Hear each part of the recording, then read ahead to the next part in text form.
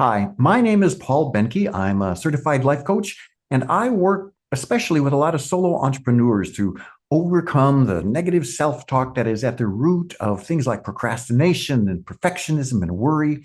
And I want to help them have more impact, make more money, and have way more fun. Now, I am here today with Adina, and we are going to be engaging in a real coaching session around a topic that's pretty important to her. Now, you may ask, why am I holding coaching sessions, which are usually confidential, and then publishing them here? Well, I'm hoping that those who are viewing and dealing with similar issues can find some benefit from watching this. I'm also hoping, of course, that Idina will benefit from the coaching herself, that those who wonder what coaching is really like can maybe get a small glimpse sort of behind the curtain, and that newer coaches, hopefully, find this a good example of powerful coaching.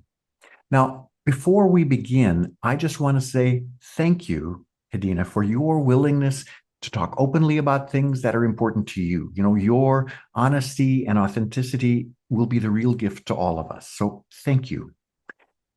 And is there anything that you would like to say or ask before we get started? No, I'm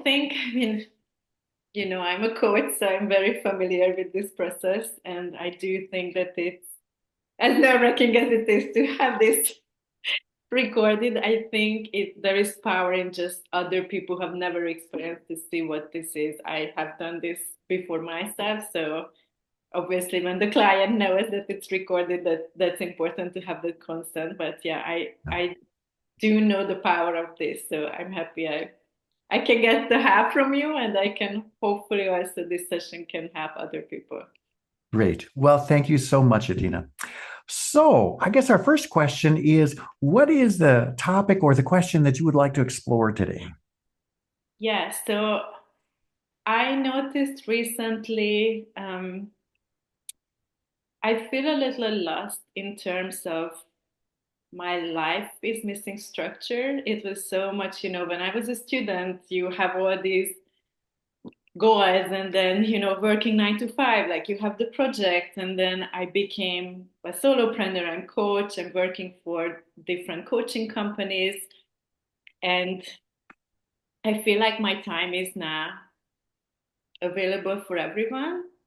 As you know, as I'm building my coaching practice, I have a hard time to like say like I'm only available for these 2 hours today, because obviously I want to get more clients, make more money.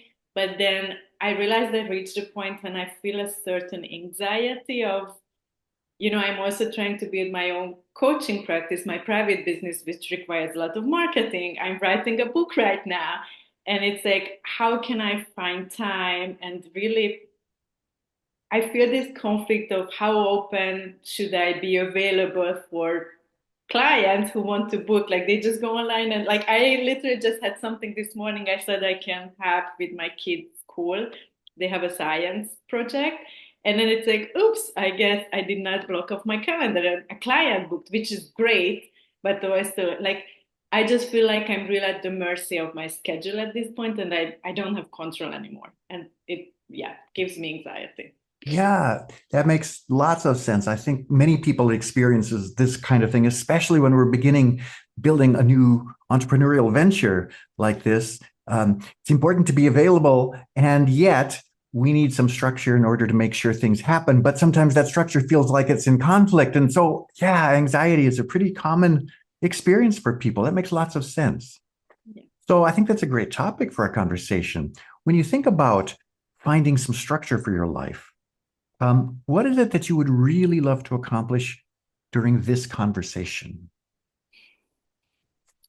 I think part of my struggle is I came from, a very aggressive, like high achieving. I had a PhD, I was working 10, 12 hours, and I left it. I left the stable money, the big income to have more freedom to be more present as a mother. And I think that that's probably the underlying, the biggest conflict now of how much I'm talk, every minute of my life is scheduled, and this is my marketing time, and this is this, and how much I just let to be free and flow. And like I can say, oh, Monday morning, it's 2 hours, it's my marketing. Sometimes I don't have any ideas.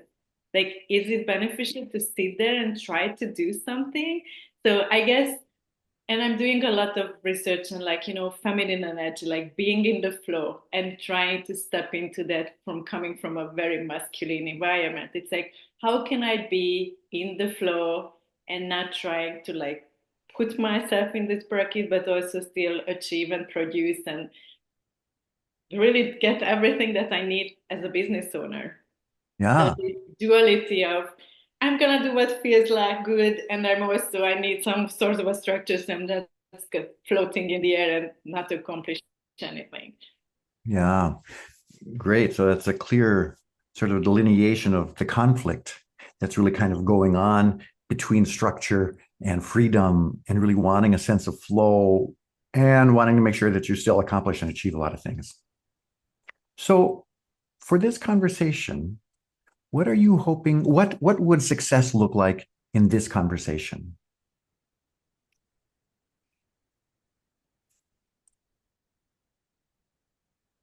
Maybe understanding how to resolve this conflict, Okay. like just what does it mean that I'm in alignment. I don't want to get into this, I know how success looked like. That was not, it didn't feel good. But now it's always so like, so what does it mean for me to even what I want to accomplish? Like I have so many, like entrepreneurs, I'm sure everyone knew the shiny object syndrome. Like, do this class, do this, sign up, then like, or and then I was like, okay, stop. Like I was so like just checking up things. And then I'm in the other, like I'm just not doing anything, this paralysis analysis, because like, is this just another shiny object thing? Like, where should I focus? So maybe just understanding what it means for me to be productive, but still being in alignment with what feels good. Okay. What it means for you to be productive and in alignment at the same time Mhm. in ways that feel good. Okay. Great.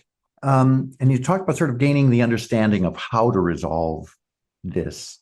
Um, how will we know that we were successful? What's the sign of success for you that we will have that?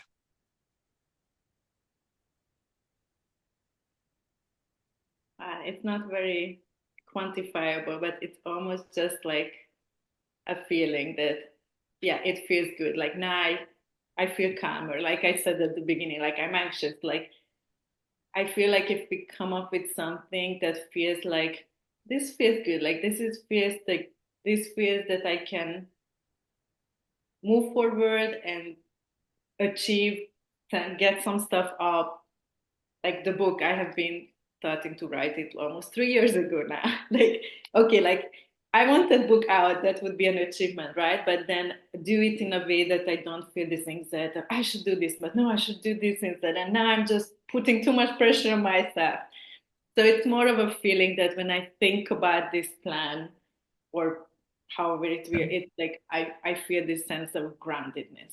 Yes, calm and groundedness sounds like is sort of the big thing for you here. Great. So when you think of that calmness and groundedness that you're wanting to experience, let's put that on a scale of 1 to 10, where 1 is, I'm not calm or grounded at all. And 10 is the Buddha. I am calm, I am grounded, I'm set. Where do you feel like you are right now? 8. 8. Okay. And what about your life made you feel like it's an 8? I have moments when I just have faith. I don't know how else to, and I'm not religious, but it's like I just like have this deep sense of knowing that I'm gonna get there. I Mhm. love when I was still in like sales, someone said that, if you just go out and every day you have this big tree you want to cut out, every day you go and just get one big swing at it, eventually it will fall out. And I have this believe that if I'm just every day just keep doing it, it doesn't matter how it's small or big, I'm gonna get there eventually. So I have moments and it's like, okay, did I do anything today that, in that direction? Yes, okay, I'm good. But then there are other moments when it's like, oh my gosh, today I had no clients and I just wasted 5 hours that I could have been productive because I don't really know how to spend, or maybe I did not feel that flow, like, oh, I have these ideas for LinkedIn posts or whatnot. So I think I have moments when I feel like I have time available, and because I don't have a plan, maybe I'm not utilizing it in any.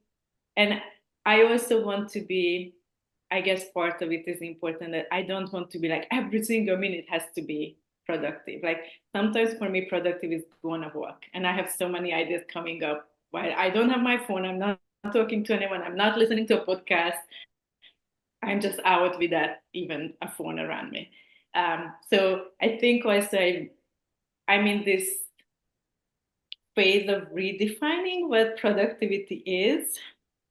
And I know that sometimes it's so much better to go for a walk than spending 3 hours over my keyboard and not coming up with a single word.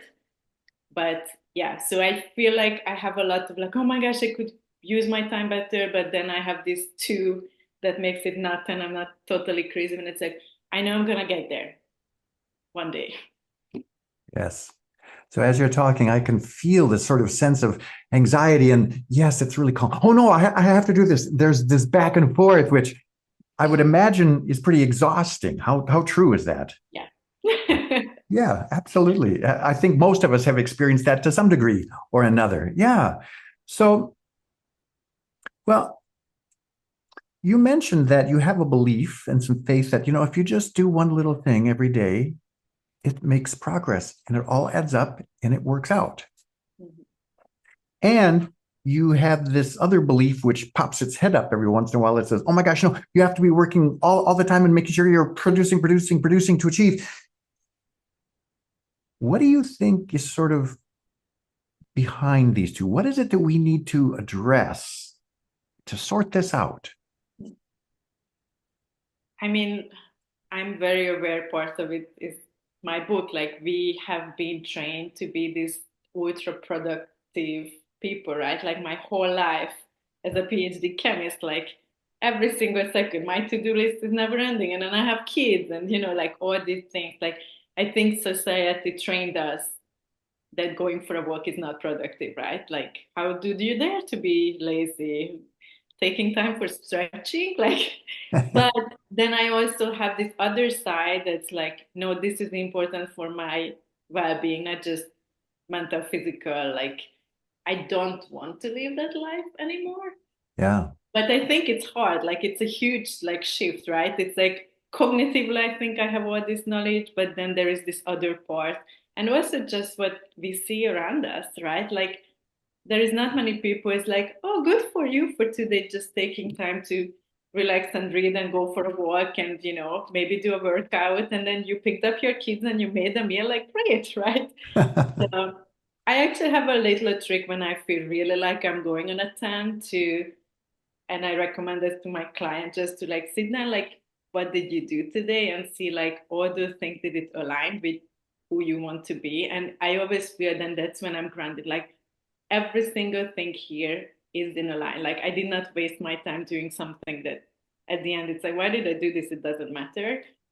But I still have like, can I do more? Should I do more? Mm-hmm. I had these 2 hours when I was just like running around in the house, like I could have done blah blah blah. And then like, yeah, what should I do with that time? How could I maybe transform that time into something that feels good but also leads to something? Yeah. So I have a sense that you're a pretty self-disciplined person. How true is that? I think I was. And I almost like sometimes I wonder like, did I get on the other like the pendulum swing, and it's like I'm not gonna let myself like, yes, if I have, especially if I have like outside when I was doing IPAC like to do, I have the whole thing planned out, and I'm not, I was probably one of the first to get every recording out and get my certificate. But when it's more like up to me, I think sometimes it's harder to like follow through, like writing a book. No one is here to say like, how many words did you write today? And it's like, oh yeah, today I'm not in the mood, or today there is something else, or and when I have 4 or 5 clients, like it's not many hours, but I don't have capacity for really being productive with anything else. And then I'm beating myself up like, oh my gosh, you have all this time, you should do something. Yeah. So yes, I think deep down maybe, but recently I feel like it's not, and probably that part of the anxiety too, like who I am if I'm not disciplined. Yes. So what what came to my mind is I think it's easy, and I will admit I know this from personal experience, easy for some of us to be really self-disciplined and get things done. I'll get my PhD and we'll get this accomplished and I'll move forward and get all of this stuff done. And then I get tired of being self-disciplined and find myself, you mentioned the pendulum swing, sort of at the opposite end. Mhm. Yeah. Um, that makes sense that that would sort of happen when we feel really driven in one way. Eventually we get tired and we want the exact opposite, Mhm. which feels better in some ways and brings other problems with us, which causes us to swing back and forth all the time. Yeah. Yeah. So, what is, and okay, I've got a couple of questions I want to ask. When you think about your coaching business, for instance, how do you what is it that you really want from that business? Why are you doing this? I mean, part of it is what I want, which I think I'm fulfilling. It's just helping people. And it's great because I have enough clients that it gives me that sense of purpose. But any business owner knows like we also do it because we want to make money. Yeah, And this is where a little bit of the pressure is coming from. I was this high achiever, high income. Then, I had kids, I divorced, so I find myself in this like, now I'm a single mother and I have a business that barely took up to, if even like maybe didn't take up the ground. Like I'm making baby steps, but it's definitely like I can't sustain this much longer. So yeah. it's like I need to start to make money. And then there is, I mean, I think the financial aspect is always a huge, pressure on any business owner. It's like, well, this is fun and I enjoy, but where is the money? Yes, yes, it is. Money is such a big issue for everyone, and it tends to be right in our face too. It's hard to ignore Yeah. what money is asking for us or what we are asking of money. Um, so you love the idea of helping people. Okay, that was the other part of your business. When you think of, shall we say, your personal life, the part that's not in your business, Mhm. what's most important to you in that area to, I hate the word to use word to use achieve, but what is it that you want to accomplish? What is it that you want from that part of your life? I mean, the main reason I didn't go back to my six-figure PhD job is because I want to be with my kids. They are 8 and 10. They are still young enough, but not much longer. So I know that, in a few years, they are not gonna care much about me. So I want to be there until they still want to hang out. So I felt like I could not, and that's what most people did not understand, especially after my divorce. Like, just go back to your work. It's like I don't want to spend 60 hours a week working and bringing home, and then maybe I take my kids to soccer and I'm on the computer at, while they're practicing. I want to be at the sideline and cheering on and checking and having a discussion and picking them up at 3. So I think that that's number one for me. Mhm. And we'll be until the kids are, young enough to want that attention. I'm sure it's gonna be gone Yeah, quicker than and I mean, in 5 years, I'm still have a whole life in front of me, hopefully. I mean, and also I'm very careful saying that I know that only today is guaranteed. I actually have a lot of friends who has cancer. It's like And that's part of it, like if I die tomorrow, no one will care what will be my next car that now I have to buy because my car is falling apart. So it puts pressure, but it's like if today is my last day, it's more important that I pick up my kids and I spend an evening that whether I will have the nicest car in my garage, right? So I know that I don't have, necessary forever, but then if this is really my last day, like what's important? And it's really, and then the next is like connection with friends. I think the last 3 years made me realize that you can't replace those connections with no matter how much money. You Yeah. need to pay the bills, but Yeah. there is a certain level that we're like, oh, I want this and I want this, and it's like at some point it actually does not matter if you really think about it. Yeah. So let's put a different hat on you for the moment. Let's put your coaching hat on. Mm-hmm. And if you had a client who has this conflict between accomplishment and achievement and with the pressure of making money around that, and the one who, and a conflict between that and this desire for freedom and presence and connection with, their kids and friends, what question would you want to ask that sort of begins to find out how do we resolve this conflict?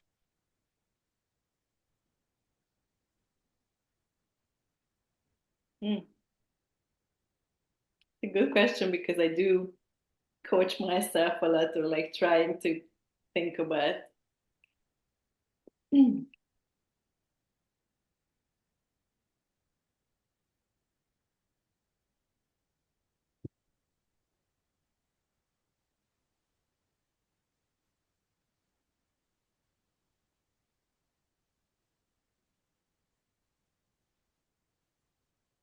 I think one question I would ask, what is it that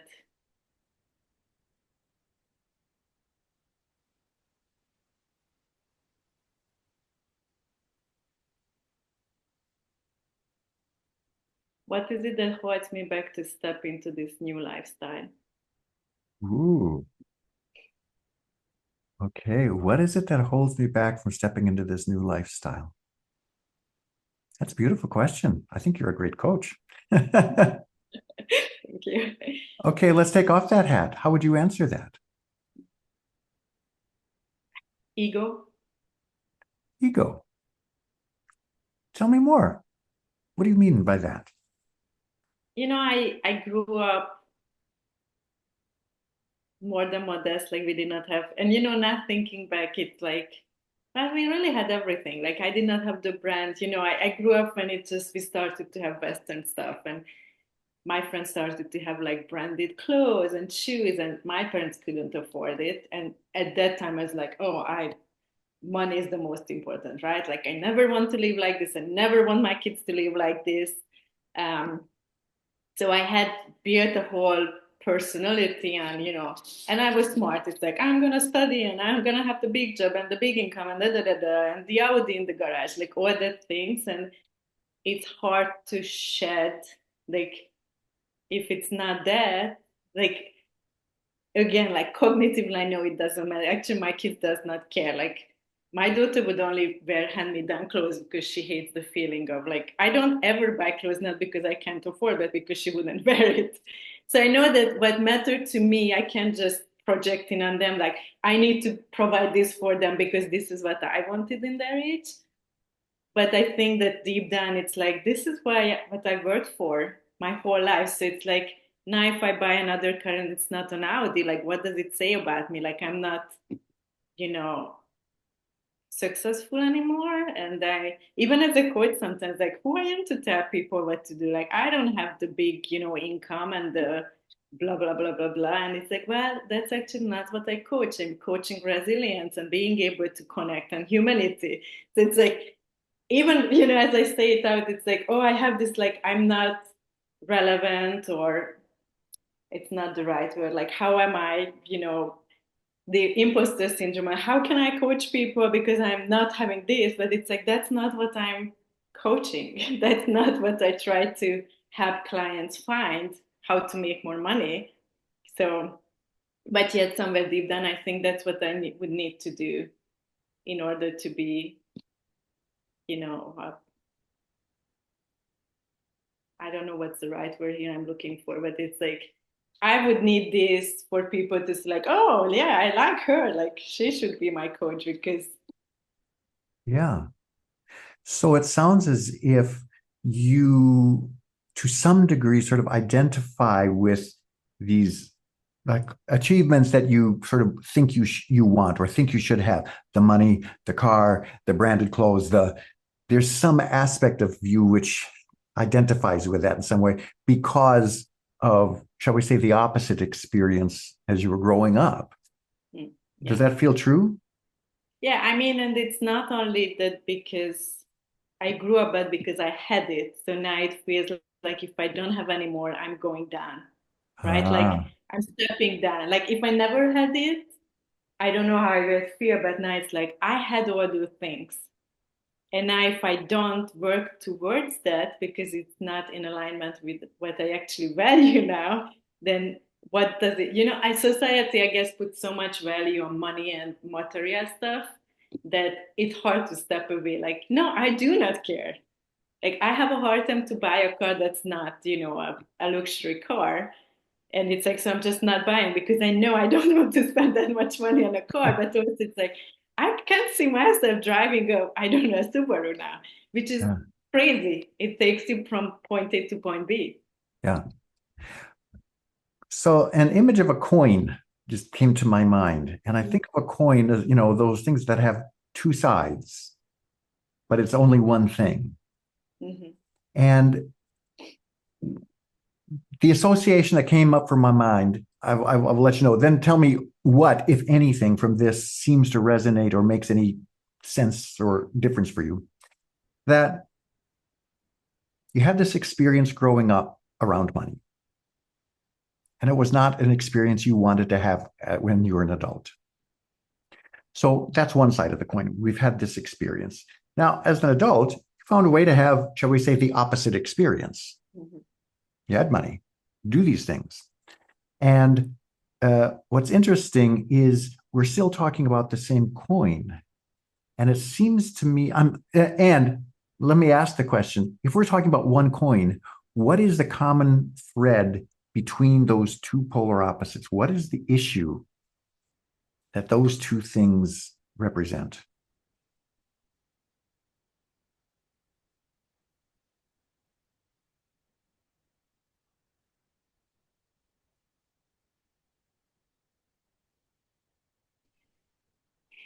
I think I think for me the issue is that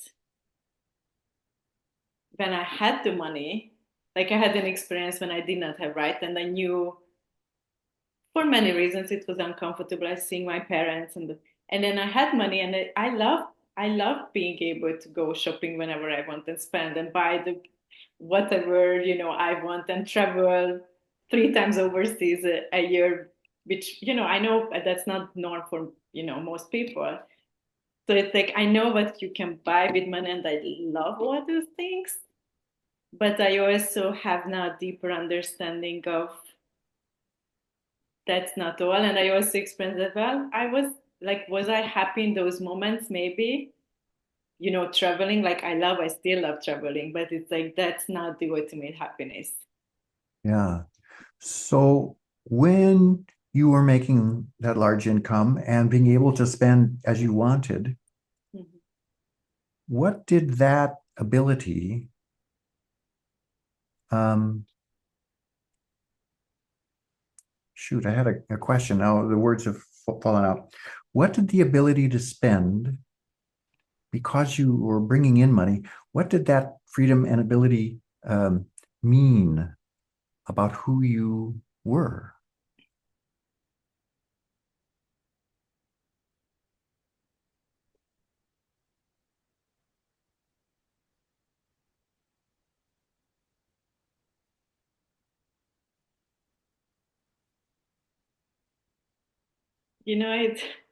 It's funny. It came back to the last exercise we had in IPAC that it's like what I tried to achieve, like the freedom and like I'm capable of creating, and it's like, well, am I not capable of creating now?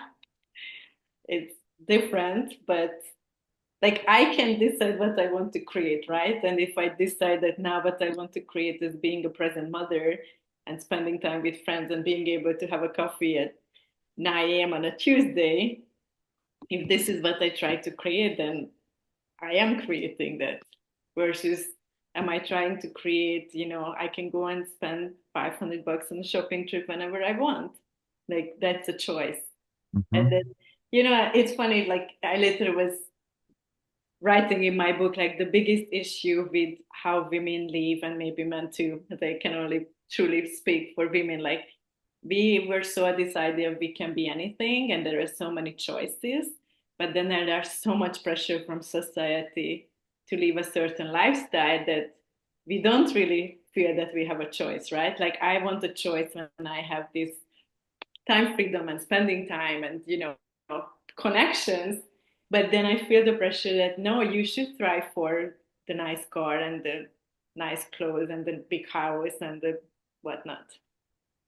So I think there is this disconnect of what you want deep down and what we are so ingrained that you should thrive for. Yeah. So, what I heard in your descriptions, let me know if this seems to resonate with you, that what you wanted to express when you had money to spend was a sense of freedom and ability to choose. Mm-hmm. And that what you are really wanting now is a sense of freedom and the ability to choose. How true is that? Yeah. Yeah, so both sides seem to want the same thing. It's the freedom and ability to choose. Yeah. And okay, so a couple of other words just popped into my head. Two kind of opposites. One is around abundance, and the other is scarcity. Mm-hmm. That it seems to me that when we are worried about being productive enough or making enough money enough or anything enough, that there's an element of scarcity about that. There's a grasping that there's not enough of something. I have to work hard to get it, which is an experience of scarcity. Mm-hmm. And it sounds as if what you're really wanting to experience is a sense of abundance, Mm-hmm. and not just abundance of money, but abundance of life. How true? I mean, does this resonate with you at all? Yeah. I mean, I think of it all the time, like when I don't block off my time to do something else, because I'm like, what if a client books? Like, that's scarcity, right? Like, if I don't have all this time open, then I don't get booking. When in reality, it's like, well, do you get? And I was not brave enough. Like, I had the once I made the decision and I didn't follow through. So maybe I have to do it. Like, just block off time and see what happens for 3 months and see if, like, Yeah, okay, is it true, or would client just find time when I'm actually available if they want, especially now that I have, like, yeah, returning yeah, clients. Like, and then the thing is, like, I know always just adjust. If it's like, oh yeah, like now my booking dropped half, then maybe I need to change, or change my schedule. But I don't know until I don't yeah. experience it.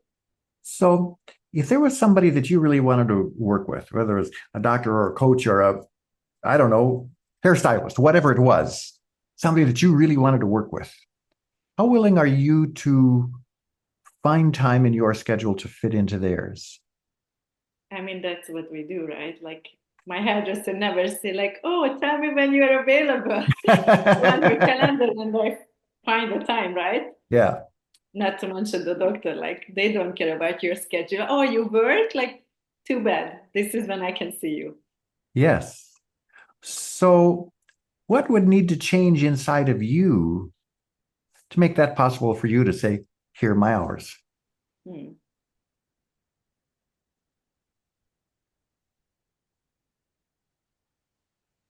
I mean, part of it is maybe, but any coach or I guess any entrepreneur, when you are still at the beginning stages of your business, like that confidence that they will work for me versus like, oh, if I'm not available, they're just gonna go to the next person. Yeah. Yeah. So it sounds like there's some level of trust in the process that's required Hmm. to make that happen. I mean, is that true for you? Yeah, I mean, now I feel like it's less and less. Like I started to be more confident. Um,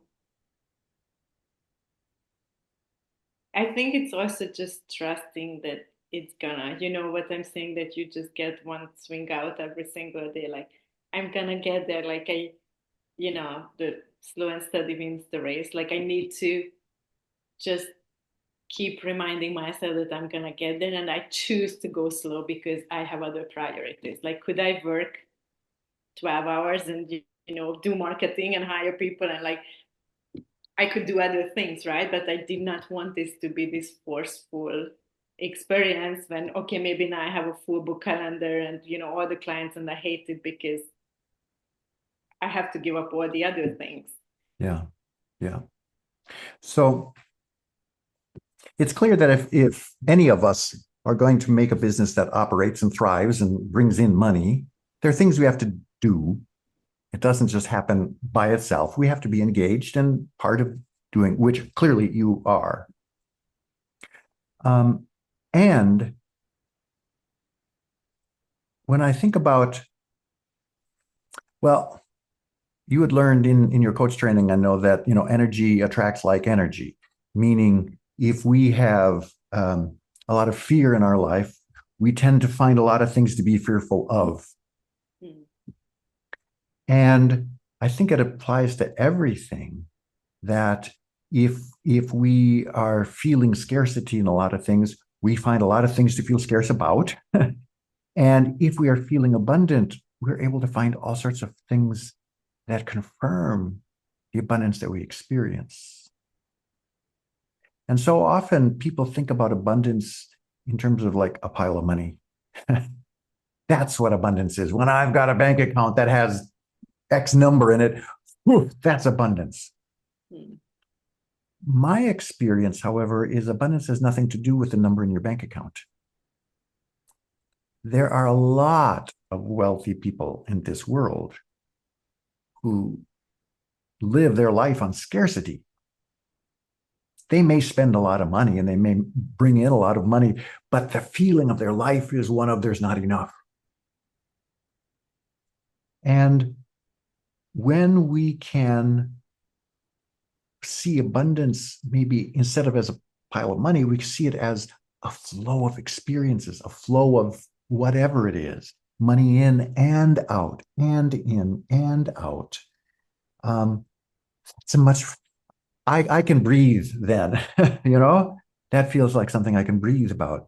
And the experience of abundance, we all have the experience, but we don't always recognize it.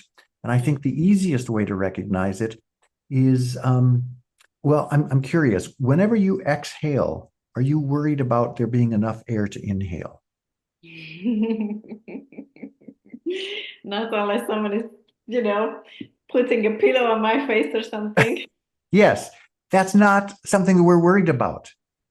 There's not a scarcity of air. And so every time we breathe, it is an experience of abundance. We may or may not pay attention to it, but that's an experience. And I know that the more we pay attention to anything, the more things like that we see out in the world. And all of a sudden, abundance starts surrounding us because that's what we're paying attention to. Or scarcity surrounds us because that's what we're paying attention to. Now, I've just said a whole lot of words here, more than I probably should have, but I'm curious to know what of all of those words do you want to take away that feels meaningful for you? One thing about the scarcity, like I do, like I try to be in the flow with the money, and it's like, it's like I'm fine now, but then there are things like, oh, I need to change the fence. I need to, my car is falling apart. I need to buy a new, like, and maybe just you pay attention and then you like draw in a bunch of stuff like, oh, here you go, all the signs that you need to make more money. So I think that yes, definitely, like RV, it's not just maybe attention goes, but also a question of things kind of happen, you draw into your life more whatever. Um, but yeah, I think I do need to remind myself of the flip side of, abundance. Like I have so many more friends now, and like really how I feel versus, like how I felt 5 years ago when I did not have to worry about anything about money, but I was not happy at all. And like, would I change? And this is again the conflict. Like, I would not want to go back to that. I just want that, and that's not how life works. Like, you can just say, like, I want this small slip of that experience, and then take away all the rest. I don't want that. Like, that was a package deal like that, and then I chose a different package deal that does feel happier. Does it has its own challenges? Absolutely, but I actually do enjoy coaching, and I do enjoy now writing this book, and I think I need to focus on the joy in life that you can buy with money. Yeah. So let's imagine for a moment that you were really focused on that joy and seeing that in every possible place you can see it. What do you think would be different about your life?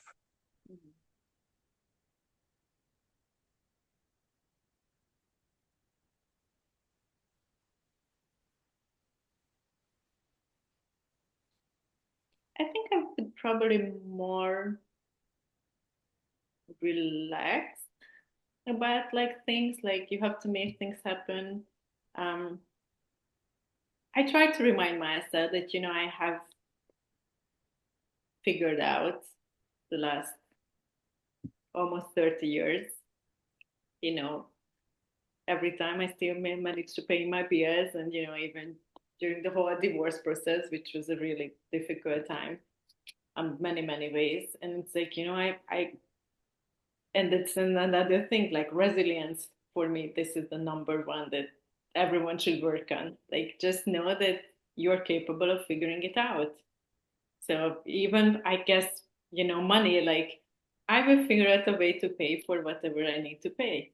And it's not, the other thing was that, like, I sometimes need to step back and remind myself that it's not like I have a bank account with $0. So anything I'm not bringing in today, just like I have money stacked away very deep down, but it's like I don't even remember it's there. And it's like, am I gonna be on the street if I don't bring that much money this month? No, I'm not.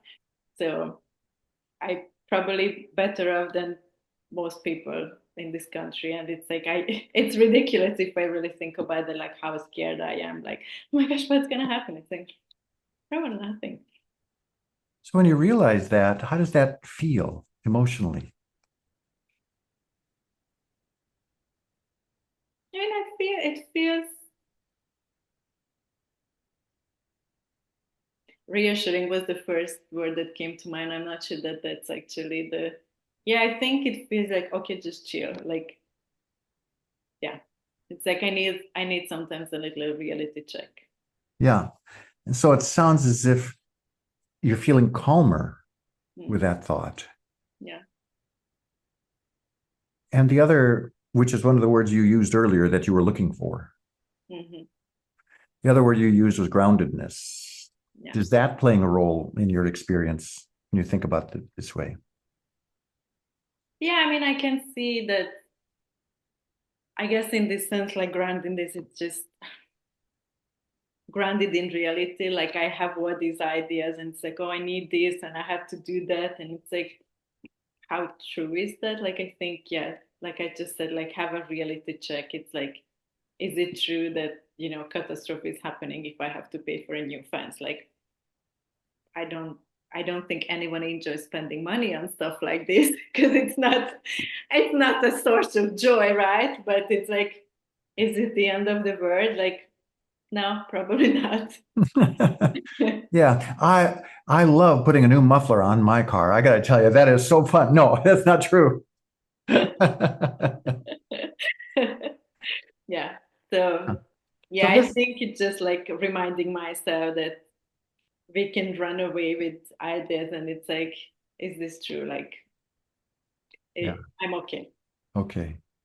So this is clearly a conversation that we could go on for a long time about. There are a lot of different things that came up that we could, go down this rabbit hole or that. But time being what it is, we do need to sort of come to a close here pretty quickly. So, what sort of progress do you feel we have made in your goal of finding more calm and groundedness and some understanding around this conflict for you? I think the most important for me was when I realized how much I attach myself first to make a lot of money, but then also realizing that what mattered to me does not matter for my kids. Like, I want to be a good mom and provide, and it's like they do not care about it because I mean, obviously our lifestyle, and it's not the same. It's not like, oh, we can, go and buy clothes or whatnot. But I also realized that they don't care because they come from a very different environment. And my kids never say like, oh, I want an Adidas or whatever. Like, if it has a brand, it's fine. I mean, if you see kids go to school like that, I would have never, I would dig myself in a hole to go like in a pants that had a hole on. Now it's like they're almost proud of it. Like the most shaggier it looks like, oh, I'm cool. Like their mindset about what's cool and what matters, it's totally different. So I also need to remind myself, like, I don't have to hold myself to, like, if I'm to make my kids happy, I have to give them what I did not have because that's Ah, not true. yeah, yeah. That sounds like that relieves a little bit of pressure on you as a parent. Yeah. Yeah, yeah. Great.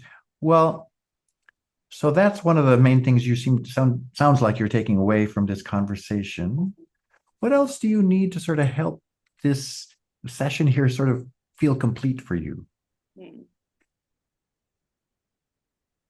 I think I'm gonna go and look at where I'm actually traveling the next month and a half, but I think I'm gonna go and like block off my calendar and just like remind myself that, yeah, if I want to see that specialist, I not ever would I say like, hey, you have to make time because I'm really available on a Monday morning. Like, I ask anyone like, when are you available?